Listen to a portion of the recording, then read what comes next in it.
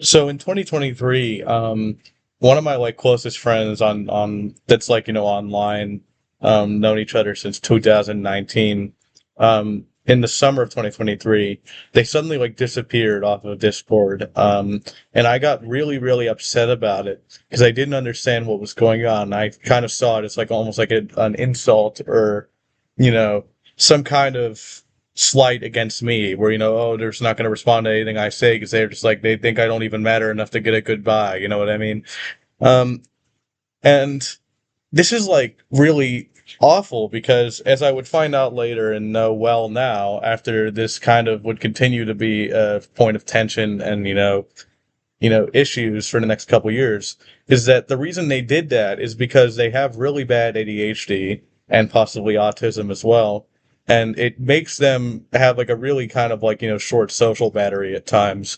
And, basically the way that they end up dealing with it is shutting down and kind of like, just having to distance themselves from everything, even suddenly sometimes when not able to give warning because it's such like a strong feeling of I just have to get away from everything. And it's kind of interesting because I kind of started to realize when I learned that I've never done that. Like the idea of like getting off of Discord for a while, not talking to anybody on there, and just like resting yourself, recharging your social battery. I've never done that in my life. Like, especially with Discord. I have never once taken a break from Discord, at least from what I can remember. At least anything that's significant. Like, the only time I can think of is like when I was literally having like a mental health crisis. And like, yeah, but like actually that's only recently when I did. When I had my worst mental health crisis years ago, I was on Discord till the fucking day I went to the hospital. It wasn't a hospital. It was like a low security hospital, but like literally I was on Discord the fucking an hour before I went there. And I was on it when I was there too. I was fucking in the goddamn facility on Discord. I was literally in there because I was like, having serious suicidal thoughts, and I'm still on fucking Discord texting the boys. Like, what am I doing, right? And it almost kind of made me think, like, have I been fucking ridiculous this whole time? If I'd been a fucking idiot for years, and I just always thought everybody else was ridiculous, like that's what this kind of made me realize. Because I have these problems with the social battery too, but I just never did anything about it. And I don't think it's as bad as my friends, because it seems like my friends is so bad at times that they basically can't even handle staying on Discord. Like it just is way too much. It's never been like that for me where it's so bad I literally will die if I'm fucking on it. Like, but at the same time, it doesn't make like my way of dealing with it, or my way of like acting when I'm having that happen to me is that it makes me, instead of shutting down like my friend, it makes me more anxious. It makes me more like, super paranoid, or makes me feel more isolated. And, even if I'm talking to people and I like, every time I send a message, I feel like I got to get a response right now or else they're ignoring me or else, this and that and this and that. You know what I mean? And it's like, in those moments, why didn't I just get off? Why? Why'd I keep staying? Why'd I keep staying? Because those are moments where I should have been more like my friend. I mean, there are times where maybe my friend was like, overdid it a little bit. But, the truth is that, like, fundamentally, what they were doing was not weird. And I was weird for thinking it was weird. I mean, again, the extent of it is obviously because of their problem. But I think that everybody should have to do this, regardless if they have ADHD or not. And, not only, I mean, obviously, I'd never have to get off Discord or get off anything for as long as my friend has before. But I don't get off it at all. Like as if I just don't need that kind of recharge like ever. And I just like it probably caused a lot of problems. And I guess not probably, it did. I mean, I was just telling you about how many times I would have my reaction to this kind of problem which is to get anxious. And I would not really give myself any time to deal with it. So I would just end up saying things I regret later or doing things that are just like ridiculous and that I would later be like, yeah, like what the hell was I doing? So that's why in the last couple of weeks, or like the last actual week, only the last 1 week, it was 1 week ago, I just like shut down all DMs. I've only been on there to do like Tetris scheduling for my Tetris competitive stuff because the World Championship's soon. Um, and besides that, I haven't DM'd anybody. I haven't checked any DMs, and I haven't done any of that. And actually, what's interesting about this, it might not be what my friend does or what other people do when they get off, is that specifically I do not let myself even look at who DM'd me. I do not know who has DM'd me since a week ago. I have not once checked. Because for me at least, that was like a point of anxiety, right? It would be like waiting for a message back, or like if somebody did message me back, like do I feel like I can respond to it now? Like what I'm so like to kind of reduce that anxiety. I'm like, not only am I not going to do it, I'm not even going to let myself see who messaged me until I'm back and ready to message them back.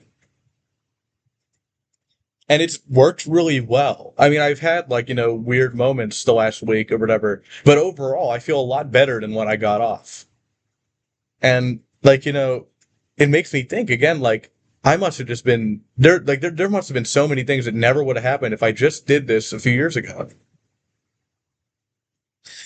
Now that I've talked about how I'm doing it, how it works, and it is a good idea, I also want to talk about why I think that I didn't do it for so long, because I think that that's actually interesting and maybe could help myself in the future, or like anybody I'd ever showed this to for some reason, like deal with it themselves, or like understand why the hell am I not doing this.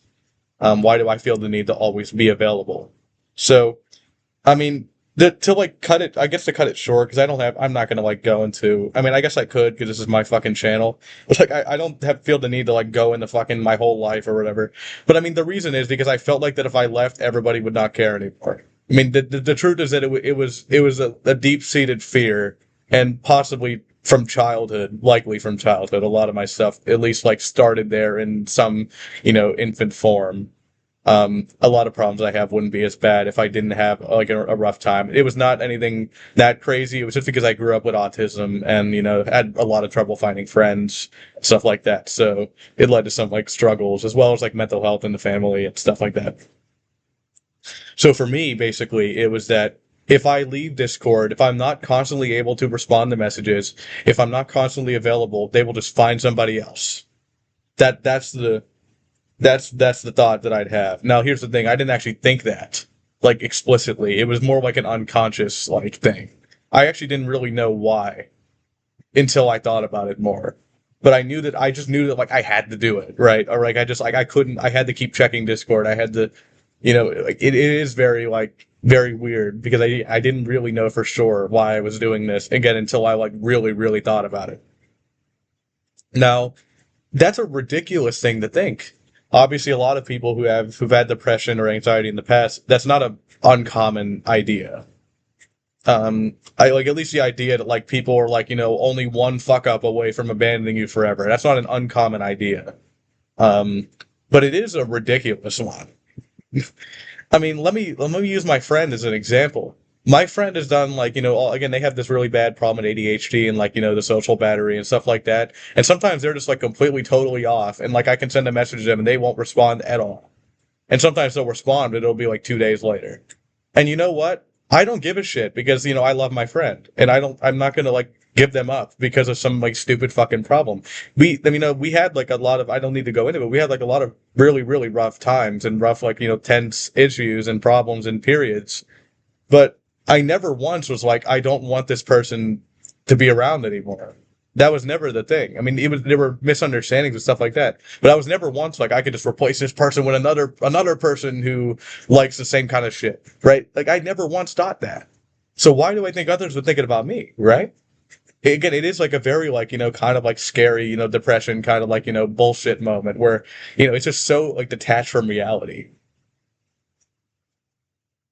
And I mean honestly saying that is very useful because it makes me think like really, I should not be afraid to just get off for a while.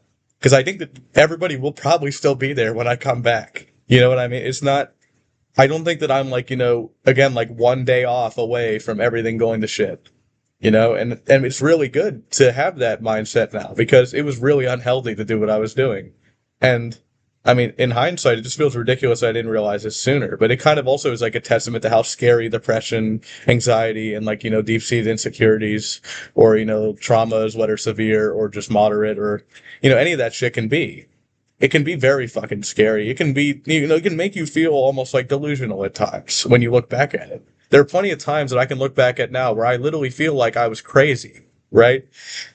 But at the time, I was like, I totally know what I'm talking about. I figured everything out. They're all fucking me over, right? When you're in like one of those paranoid states, you feel like you figured everything out. You're the rational one, right? You're the one who's being logical here. And it's everybody else who doesn't understand it who's being ridiculous. But like when you look back at it, you're like, dude, I was fucking stupid. I was a moron, right? Like, how did I ever think this? And seeing how good, how everything's gone in the last year is like testament to that. Not only am I like, fixing myself a lot now by not allowing myself to just like stay anxious and paranoid, by not allowing myself to take time off for myself, you know, not only am I doing that, but I've also repaired a lot of stuff with people like that one friend I talked about that we had all these problems. We haven't had these problems recently, really, since like months ago, because I just stopped bothering them about it. When, like, I would send them a message, they wouldn't respond to it, and I would say, I don't give a fuck. You can respond when you're not doing whatever. When you come back, you can talk to it, and what's interesting. So one thing I always, obviously the reason why I got so upset by somebody not responding like for that long or having that kind of, taking breaks like that all the time is the idea that if I don't get responses from them, then that means that they're not going to come back. I got a message and they're not going to come back. That's again, it's so delusional because now when I just leave it alone, they always come back. Even if it's like, even dude, there was like one time, it was like a month later, but they still always come back. Everybody always comes back every time. Especially if it's like someone like that person or like, my other friends who I've known for a really long time. I mean, like, what are from 2019, 2017, like for years and years and years. Do I really think that person's just going to up and leave for no fucking reason at a random time? And that if I don't fucking message them right now, they're not going to come back? Of course not. And of course, when I just leave it alone, I say, I get it, just come back when you're ready or whatever. They come back. It seems like so intuitive and so reasonable, but like I really did not think that I could just leave it alone. I thought I had to fucking say something or they would never tell me anything. But that's just never how it is. We have to understand that, like, yeah, people do take breaks like that for themselves. People aren't always on all the time. People sometimes need time off from everything, or even just time off from certain people or certain groups. Sometimes just from online friends in general, just want to hang out with IRLs for a while because dealing with online friends can be difficult, as my first video went over. But even from certain people, it doesn't mean they hate you just because they don't want to talk to you right now. I mean, like, I've been talking to Tetris people a little bit recently. It's not because my Tetris people are more important to me than my other friends. It's actually the other way around. My friends who I'm not talking to right now are the closest people to me, at least the people I care the most about. Yeah, I'm not talking to them right now, and I'm talking to people in Tetris. It's not because I think the Tetris people are more important. It's or like that they're closer friends or anything like that, or that like the people I'm not talking to aren't friends at all. It's because there's just times where it's just you're not ready to for certain people or for certain things. And I just needed to get that. I need to learn that for myself. That it's okay to take time off from talking to people. It's okay to realize that you aren't able to do this right now. You can just take a rest, take a break. Go play some fucking Tetris or some Mario Kart, which I've been getting back into recently. Go do whatever the fuck. Chill the fuck out. Don't give yourself or force yourself to take any obligations you can't do, and just chill the fuck out. And you come back to your friends and you tell them, "Hey, I'm feeling great now. Let's talk. Let's hang out. Let's do something." Right? When you do come back, and I think when I do come back, I'll feel this. I'll feel a lot better. Just like what happens with my friend or anybody else who's done this. But even just everybody in general, I think most people do it, just maybe not to the extent that my friend or I do. Even I do. Because I think that I had the same problem, I just didn't treat it. Even just getting off for a day. Even just getting off for a day can be really important. You can have a day that's awful, and it's just really important to be able to just get off that day. Just say, that day I'm just going to fucking lay down in bed, and I'm just not going to do anything today. That's sometimes hard. It is sometimes hard to just be like, I'm not going to do anything today. But you have to be fine with that. I have to be fine with that, right? And I mean, for me, it's been a week. I might give it another week. I might give it another few days. It depends. I think what I'll do is I'll just, whenever I feel like I can, I will. So when I do come back, I hope that it'll be a lot better. I hope that I'll be a lot better, a lot easier to deal with as well. Because, I mean, many times I've been very difficult to deal with because I wouldn't let myself give it a rest. So I hope everybody can do this too. I mean, it would lead to a lot of people being a lot healthier about how they view relationships, how they view other people, and how they view themselves as well. Be a lot more clear-headed, a lot more reasonable, just be able to know what's actually going on without having it clouded with all this overwhelmed, bullshit.